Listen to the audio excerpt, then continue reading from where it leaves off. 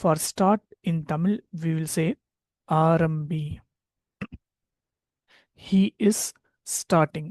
அவன் ஆரம்பிச்சுக்கிட்டு இருக்கான். So here instead of படி, I'm just replacing with ஆரம்பி.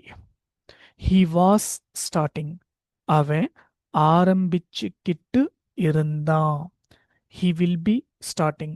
அவன் ஆரம்பிச்சுக்கிட்டு இருப்பான். He is starting. Formally, அவர் ஆரம்பிச்சுக்கிட்டு இருக்காரு. He was starting. அவர் ஆரம்பிச்சுக்கிட்டு இருந்தாரு. He will be starting. அவர் ஆரம்பிச்சுக்கிட்டு இருப்பாரு. Let's try with finish. For finish in Tamil, we will say mudi. She is finishing.